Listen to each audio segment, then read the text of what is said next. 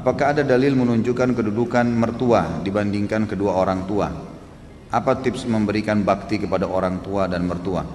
Sama saja, ya. Tetap orang tua diprioritaskan. Mertua itu karena punya hubungan kerabat dengan kita pasangan hidup baik kita. Jadi berbeda. Tidak seperti kedudukan kedua orang tua.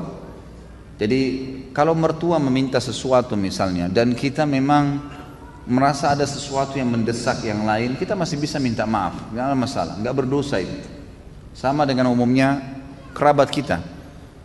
Tapi kalau orang tua nggak bisa nolak jadi dosa, nggak bisa. Karena berbakti pada mereka adalah sebuah kewajiban dan ini tidak berlaku pada mertua. Jadi kita tetap berbuat baik pada mertua kita sebagaimana posisi dia sebagai orang tua pasangan kita, tapi dia tidak sama sekali mencapai derajat kedua orang tua. Juga saya ingin titik beratkan di sini teman-teman sekalian.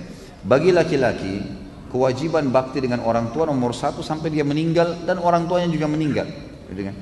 Artinya kalau orang tuanya meninggal lebih dulu tetap dia wajib bakti. Kalaupun ya orang tuanya masih hidup tetap dia harus lakukan sampai dia meninggal, ya, sampai dianya meninggal dia lakukan kebaktian. Kalau perempuan berbeda, setelah dia menikah maka diprioritaskan adalah suami, ya, adalah suami. Bakti pada orang tuanya di nomor 2 kan. Memang sudah begitu hukum syar'inya.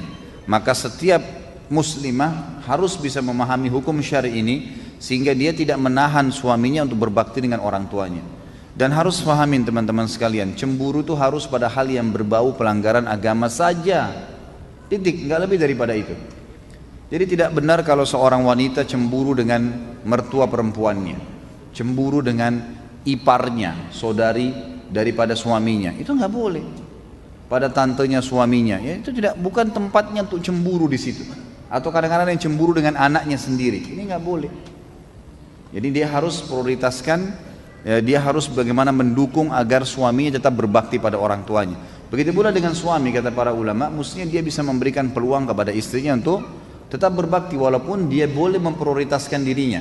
Dia masih misalnya istrinya pamit mau kunjungi orang tuanya, dilayanilah, diberikanlah kesempatan, dibantulah semampu dia.